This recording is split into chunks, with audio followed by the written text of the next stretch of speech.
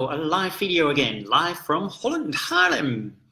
Well, I hope you're all going to enjoy this. I hope I do.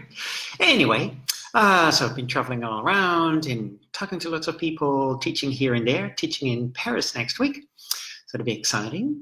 And after that, here in Holland, and then I'm off to Japan with a group of people. So that will be exciting. Anyway, so talking about Japan, we're going to visit, of course, Mount Kurama and Mount Hiei and lots of other wonderful places. But I want to talk about Mikao Usui today. So there is not much known about the man, in written information. So there is no written information by Mikao Usui himself, as far as we know. Maybe it is there, but at the moment it's not available.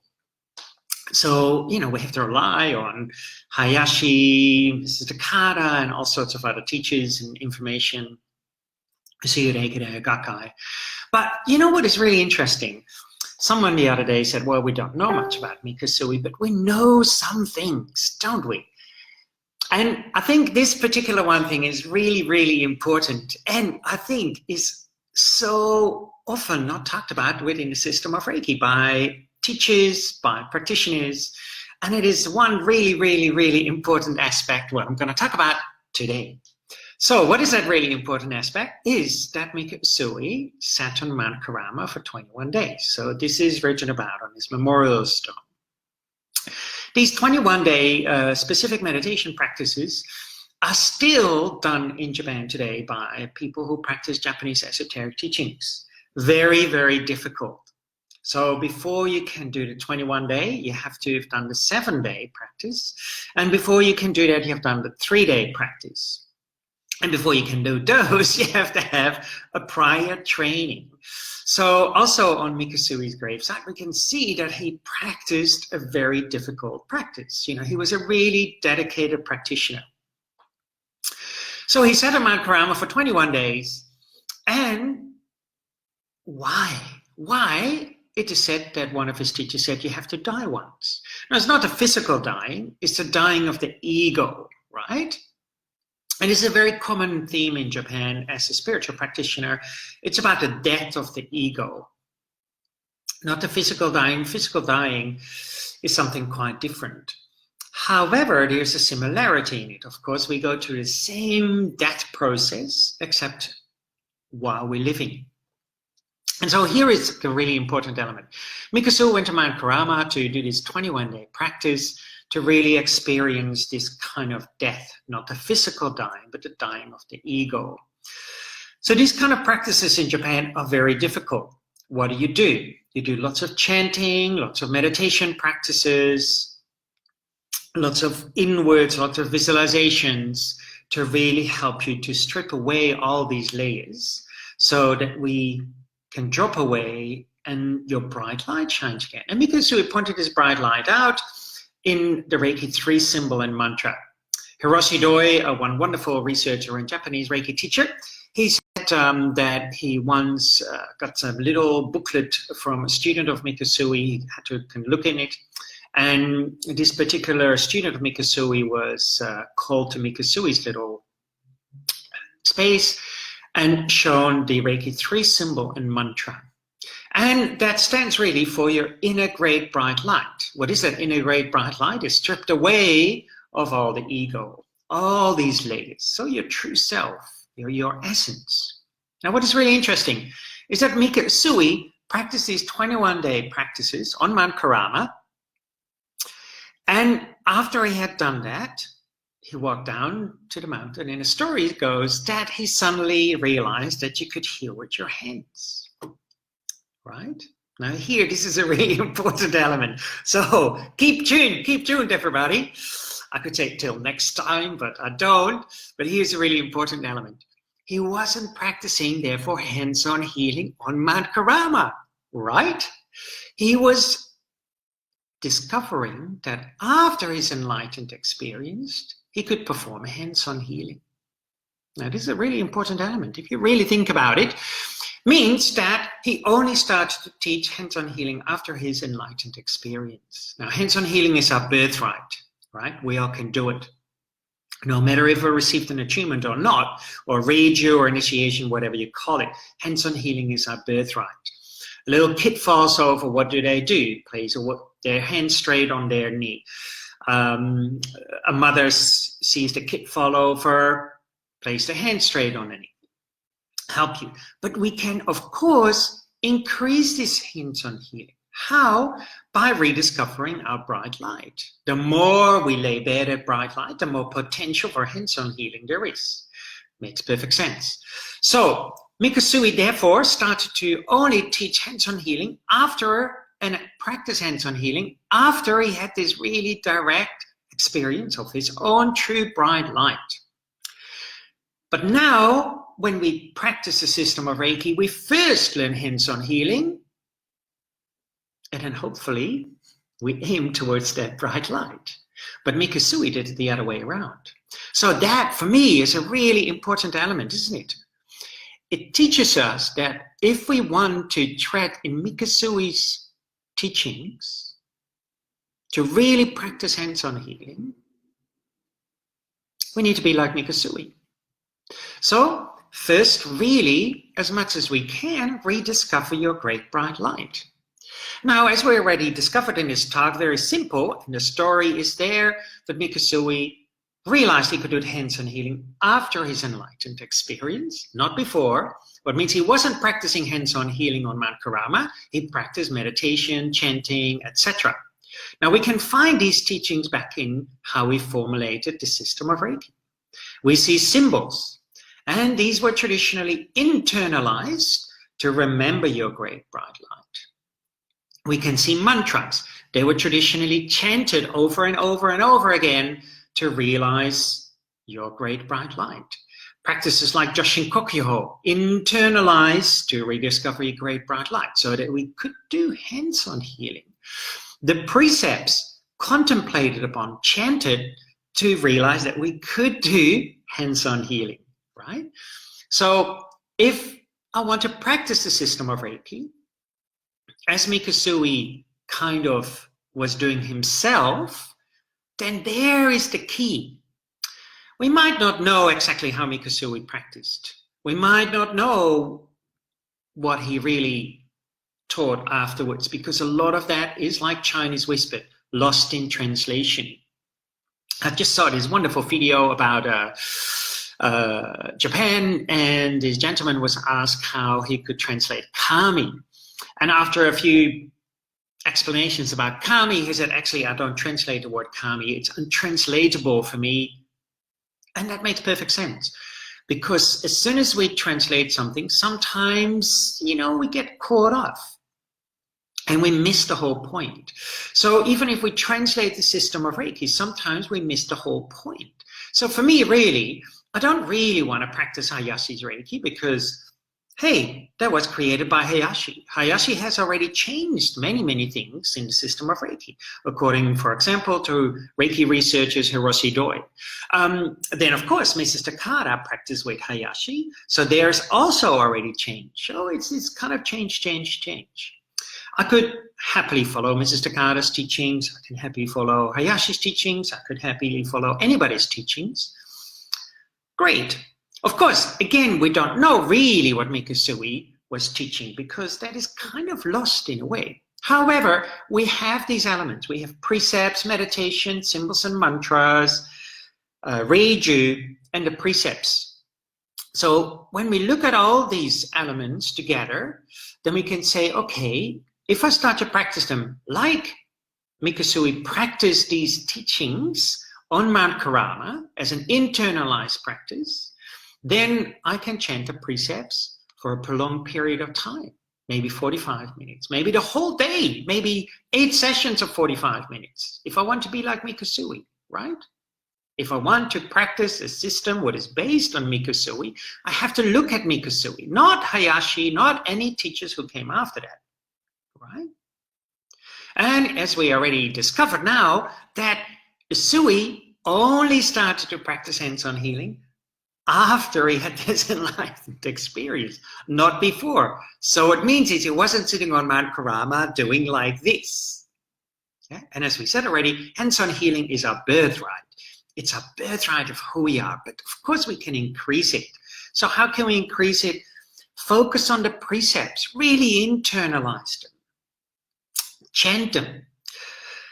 Chant the mantras, internalize them. Internalize the symbols, really rediscovering who you truly are. Internalize Reiki of your practice. See it as a spiritual development, as a spiritual blessing for yourself.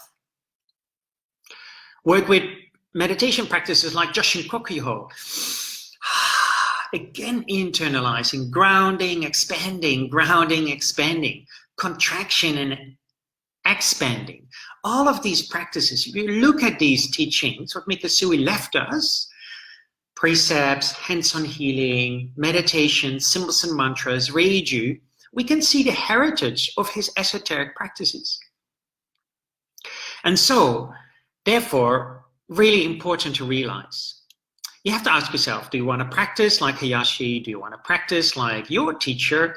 Yes, that is wonderful. However, if I really want to be in the footsteps of Mikao Usui, then don't follow the footsteps. Practice and aim for what he wanted to aim. What was that? He didn't sit on Mount Karama to realize, I want to practice hands-on healing, right? No, his intent was that he wanted to rediscover his true self, that he was Reiki. And nowadays, a lot of people say, oh, we're just going to be Reiki. But man, that is so difficult. I hear it so often, people go like, oh yeah, just let's be Reiki. But this is difficult. Being Reiki is not being distracted by past, present, future. Or in other words, have had the experience what Mikao Usui had on Mount Karama. As we all know, that is very difficult. So therefore, the system of Reiki is a lifelong practice. Grinding away, keep practicing, keep chanting, keep meditating, keep internalizing, keep contemplating on the precepts and all of these other teachings. Then we really know what Mikao Usui was pointing out. What was he pointing out? His true self, his inner great bright light. This pointers throughout the whole system about this. So, for example, if you really think about it, do not anger, do not worry, be grateful, be true to your way and your being, and show compassion to yourself and others. That is a description of the great bright light, right? So he's pointing in the precepts already, the bright light. There is in the precepts no mention about hands-on healing. There's no mention about any physical illness. Why? Because for Mikao Usui, the essence of the system of Reiki was the precepts, right? This is why he sat on Mount Karama. This is so important. And, you know, it's very interesting that not many people think about it or teach this, because hands-on healing is the basis, is a really basis element. So for me, really, hands-on healing is great if we start with that. And hopefully we do it the other way as Mikao Usui. Hopefully by practicing hands-on healing, we then get the inclination to say, hey, I want to rediscover my great bright light. But just through hands-on healing, that is very, very, very difficult, particularly if we see hands-on healing as something external, or if we see that energy of Reiki something as external. Okay. So Hiroshi Doi points this out too. He says that in the Usui Reiki Gakkai, when Mikao Usui was alive, he would train his students very deeply into Shinparan and into Ansin Ritsume, enlightenment. And that after Mikao Usui died, no one took his place to teach that. So all of that has disappeared, right? However, we don't need to know how he exactly did that because the tools are already there. All we need to do is sit on our butt and do the practice. And this is really where the difference lays. Like, we can intellectualize all his teachings, but where the difference really lies, and how often do you sit on your butt in your daily practice, internalizing the precepts, the meditations, the symbols and mantras, the Reiju, and then finally the hands-on healing. And that, for me, is Mikao Usui's teachings. So if we say we practice Mikao Usui's teachings, then we have to think about that. What do we practice? Hands-on healing? Or, as Mikao Usui did himself, he went to Mount Karama and said, hey, I want to have this direct experience of this death. Not the physical death, not the death of the ego, so that we can shine that bright light.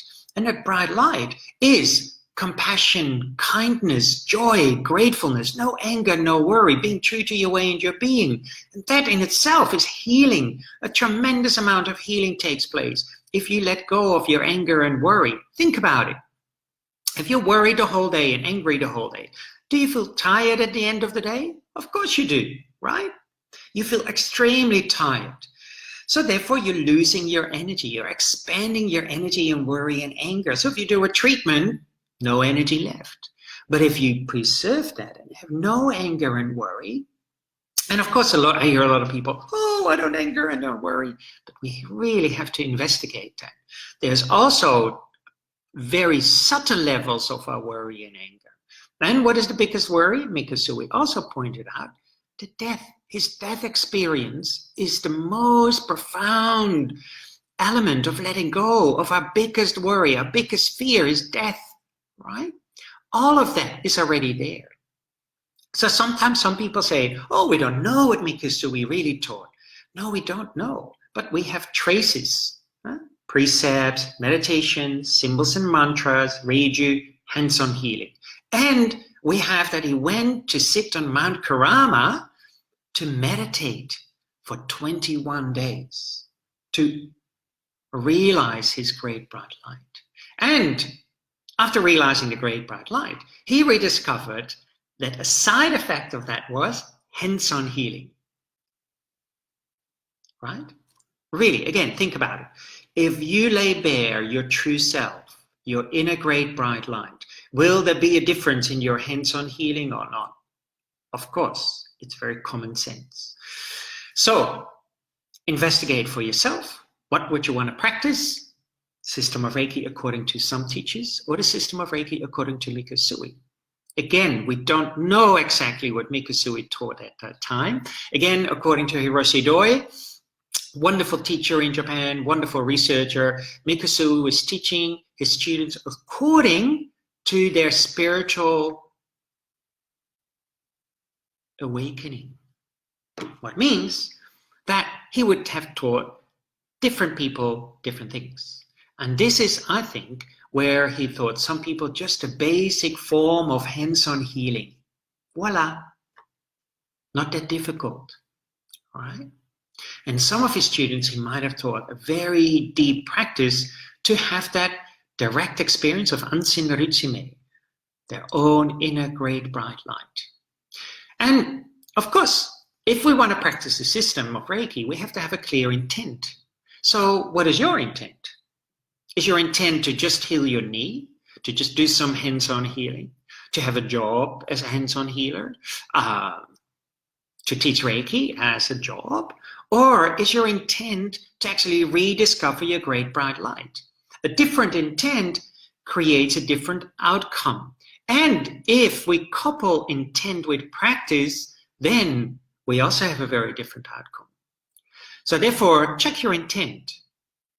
In a way, the best intent, if I want to practice Mikao Usui's teaching, would be, I want to reach enlightenment. Show compassion for yourself. An enlightened experience, right? It's the most compassionate thing you can do for yourself. And show compassion to others. What is that most compassionate thing to others? Helping them to rediscover their own inner great bright light. So again, we can see lots of these pointers in Mikao Usui's teachings. And I cannot do hands-on healing on everybody, right? If I walk into the street, I can't go like this. Impossible. But if I walk in that great bright light of no anger, no worry, no fear, being grateful, being true to my way and my being, and being compassionate, what happens? Automatically, it will affect the people I come in contact with in my daily life. We don't need to use our hands to be healing. And we're not healing anybody.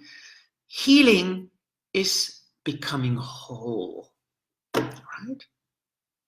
This is another very important element. Anyway, I've talked enough for today. I hope you enjoyed this, and I hope you can contemplate this and see and check for yourself. What do you want to practice? Mikao Usui's teachings? What is your intent while you're practicing it? And do you couple it with certain practices to follow your intent?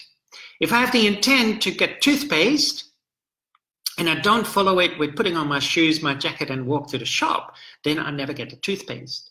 So couple your intent with applied practices. And this is why sitting on our butt is so important. If we want to tread and be in the same space as Mikao Usui, that inner great bright light. I hope you all enjoyed this speech for today. Anyway, have a lovely weekend, and I see you next time. Bye.